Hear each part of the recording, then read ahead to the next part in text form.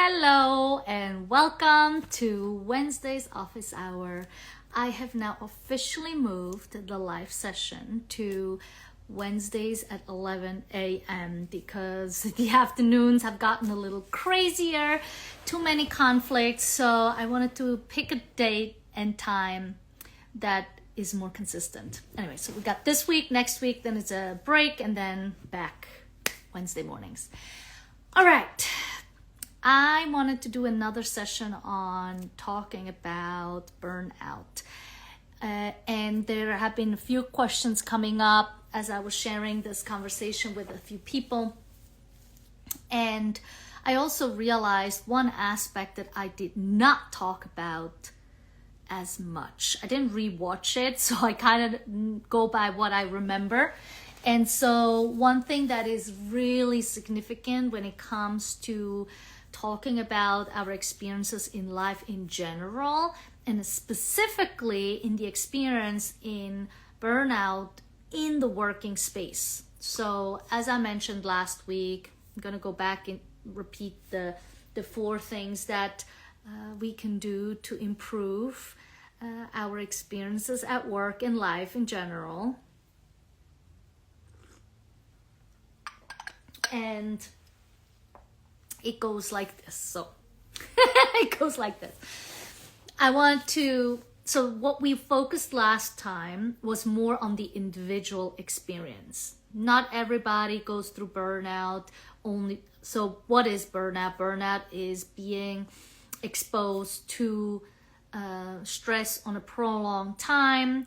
We experience exhaustion mentally, physically, and emotionally, because there's just too much happening at the same time that we cannot separate them from each other. So that's kind of like the baseline, right? And as last week I was talking about, I ended up creating a wheel, like I myself, me, the individual, are in the center of the wheel that holds the barrel. I don't know how you call it, technically, the technical term of the center of the wheel, but that's what holds it all together. If there wasn't a center, then where's the wheel attached to, right? Or how does it even roll? Like there has to be a center. And out of that center, we have different focuses in life that are happening: work, family, friends, hobbies, other things that you're attending to that take your attention. And you have to be focused on. And so when we focus on too many things at once, our body can't regenerate. So the 4 things that I was sharing that we can get that that recharging back is 1, through exercise, 2, through nutrition, 3, through sleep, and the 4th bonus that I was sharing was breathing. Taking a deep breath in, breathing out. So the focus was really on like, how do I nourish and nurture this piece of body, right? Exercise that can create stress from a physical standpoint, that can then strengthen ourselves to external stresses, to mental stresses, emotional stresses. So that's where the exercise can come into play, because our brain has to function in a different way, and we also are using our physical form to strengthen. Then it was in nutrition. So obviously when we do the parts of exercise, we also need to regain some nutritional facts, or at the very least give ourselves nutrition that can then sustain our energy or bring energy back into our bodies. I am no physician and no physical therapist or know about all this. It's super complicated. I know I took biology and there's always this piece I'm like it's a little bit more complicated for me to rephrase it. All I know is energy goes in, energy goes out, and there's different forms, and one of the forms is nutrition. And so it's very important to reduce sugar, reduce refined carbs, salt, so that the energy that we are getting from the foods is actually supporting our body, mind, and soul. And obviously the mental, physical, and emotional part. And then the fourth piece of sleep is the resting piece, right? So if we're exercising, if we're eating, and then we're getting the rest, then our bodies can actually regenerate and can work with whatever we've given it, right? Be it the workouts, be it the exercise as a whole, and then the foods that we get. So that's where in the peaceful, quiet, no distractions, the body still working, it's not really sleeping or resting per se, it's just in a lower state of energy input output, and so it can process better. And then the last piece that I was adding was breathing. So that is not limited to exercise, nutrition, or sleep.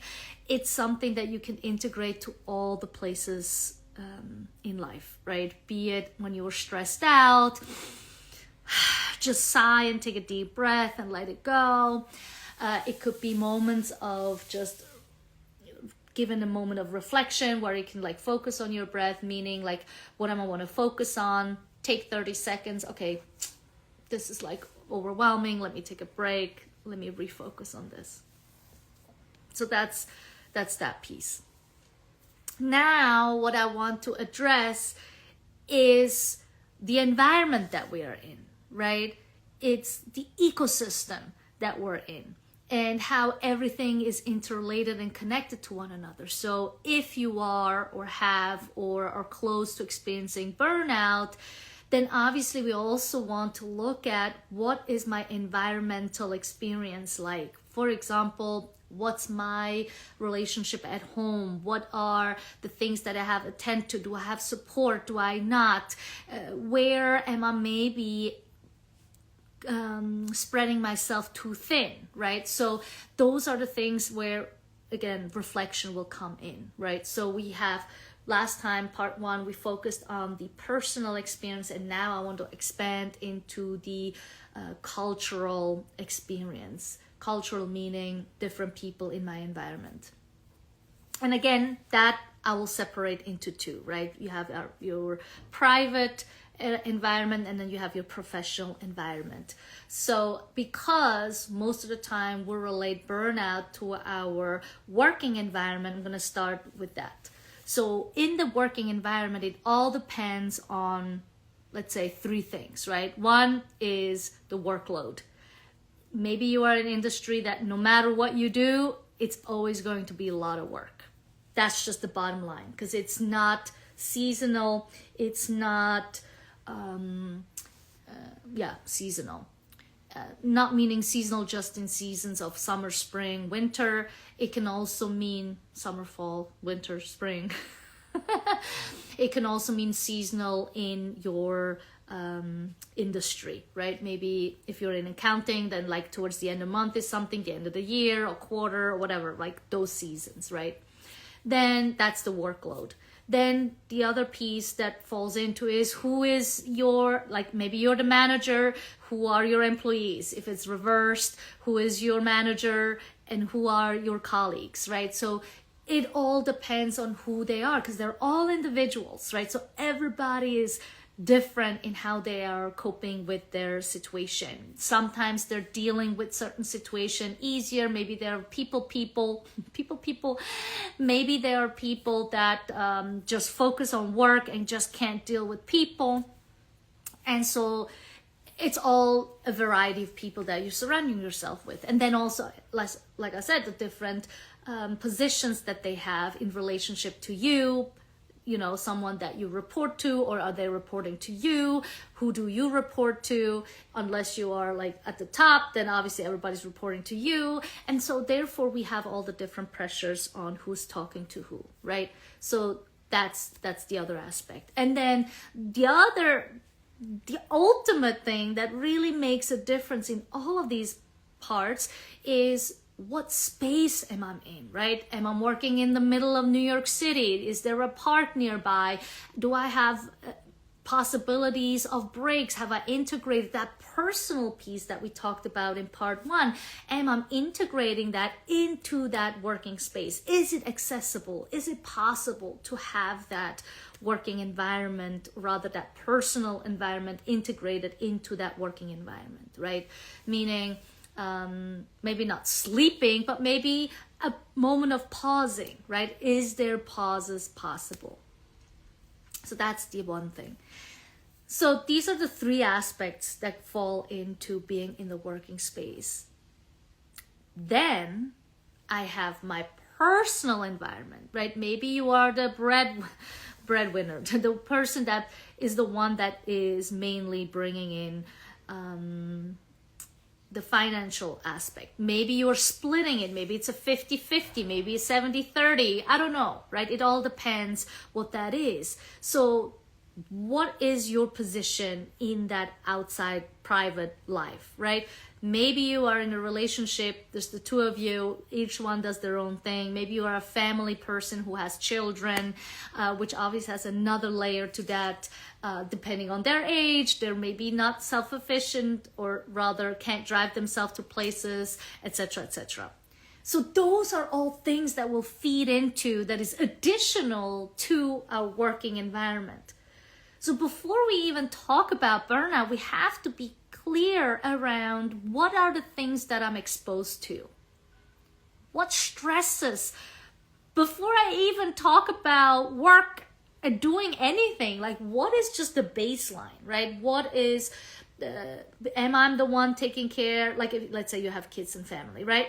Am I the one taking care of the kids in the morning? Am I the one that's taking care at the end of the day? Am I the one cooking, cleaning, whatever it is, right? Maybe you split it up. One person does this, the other person does this, and maybe you already have figured something out that works. That's great. Doesn't mean burnout doesn't exist, right? It might still mean that maybe work is just so overloaded that this is some place that you know you can bring a little bit more control in.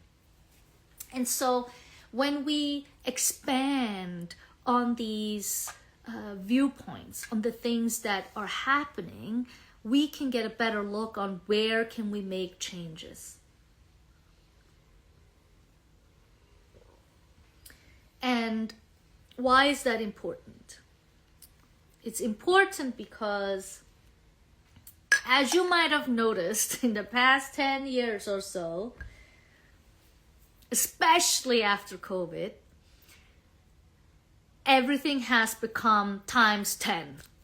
Maybe I'm exaggerating, right? But what happens is that at work, for example, workload that maybe was at 50% is now at 80%. Maybe you were already at 80% before, now it's like 120%, right? So we gotta see, like, okay, there has been some adjustments been made, and there's some things I cannot change. Obviously, there's always the option of, I'm done with this job. I don't want to do this anymore. This is not healthy. This doesn't work for me. And that's not everybody's option. Even if that's an option for you, it will still have consequences on finding something new. Again, depending on how is your personal life structured? How is it all feed in together? Is this one place, if I say no to one place, does that then negatively affect this other place, meaning my personal life, for example, right? So we cannot just, and that's the complexity and the challenge with burnout as a whole. It's not just this little piece here, or this little piece here, or this little piece up here, right? It's all of it at once. So meaning, if I want to get hold of burnout before or after, like bringing something more into like a schedule that works long term, I have no other choice than to step back. And that might be on a day that you might be able to take a moment for yourself. It might be 2 hours, right? Where you just reflect on those three things. Personal life, or like me as an individual, how do I feel? What is important to me? Where do I want to focus more? How much energy do I have? Maybe it has changed over the years. If you are a woman in their 40s, mid 40s and older, your energy levels are probably changing due to the hormonal levels. Like, again, there are so many aspects you could talk about why some things are not how they used to be, that we need to every now and then to take a moment and reflect on, like, okay, what is this current situation like? So this is really what today's conversation is about. Where am I standing? Before I rush into changing things, before I say like, oh no, I don't want to do this, I don't know, this is too much, blah, blah, blah, before I even do any of that, because that will add stress, right? Let's take a moment back. I actually have some retreats coming up that could be perfect for such things, right? And so to really give ourselves some moments where we can reflect on, where am I? What am I doing? What are some things that are really challenging for me? And what are some things that I'm paying attention to? That's the most important part, right? What are some things that I'm paying attention to that actually have nothing? Okay, I'm taking this back. Not nothing to do with you, but nothing where I can be of impact. Meaning, there are things that are bothering me that I don't agree with, and I, as the individual, can't change it right now. I can maybe change it by having different conversation around it, maybe addressing it some different place, or figuring some other things out. But this is not what I'm talking about. This is an whole nother conversation. But what I'm talking about is just taking into consideration, where am I right now? What is happening? What's bothering me? And then from here on forward, trying to influence or implement some of those personal parts: exercise, nutrition, sleep, and breath. So if I can look at those 4 things and see how I can slightly introduce them and see if that maybe changes a little bit of, 1, the energy that I get and give, and 2, how I feel about life in general. Because maybe what has been happening is that you depleted yourself on an energy level because you didn't really consider yourself as a necessity in this whole thing, right? And you removed yourself and you just said yes to everybody else but yourself. Instead of looking at it and saying like, you know what, I gotta say no for a moment. I'm not saying no for life, just saying no for the moment because I need to figure things out. And then saying yes to me to see like, where can I implement a little change here and there. Could be eating healthier 1 day a week. It could be walking 1 extra day, or just go outside in nature, or have my meetings while I'm walking. Like maybe there's a conversation that you can have while walking where you don't need to be behind a computer, where you can even ease your eyes, right? Because our eyes are just so stressed out taking in all this information that it needs to shut down sometimes. But your ears can still work, right? So we sometimes forget that we can make some very small, literally small micro changes that will make your experience in the working space, in your family experience, in your friend circle, so much more enjoyable and energy providing, right? You're getting more energy than you would have ever thought. So this was more of like an informational thing, and just to really bring in a little bit more of a reflection point instead of limiting ourselves in like, well, this is how it's been, that's how I'm going to do it, to really look at it from a different angle. So to conclude today's conversation, there are multiple very complex parts in our lives that make it very challenging for us to be present in one place. It's also challenging for us to not get exhausted at the end of the day. So what we want to do is take a moment for ourselves, observe, or rather look at all the parts in our lives, work, private, all the other parts that we're doing, see how they fit into our everyday 24/7 day life, and figure out a way to adjust and integrate some of those personal adjustments from exercise, nutrition, sleep, and breathing that can then enhance our experience. And one ultimate thing I completely almost forgotten is making social human connections. Because especially in the working space, we forget that there is all these humans. Like I started talking about maybe you're a supervisor, maybe someone is above you, I mean, someone that you're reporting to. And so they're all individuals too. They're all human beings too. And so just because we're in a working space, we sometimes can forget that we're all humans and that we're no robots, and that human connection can actually bring us more energy.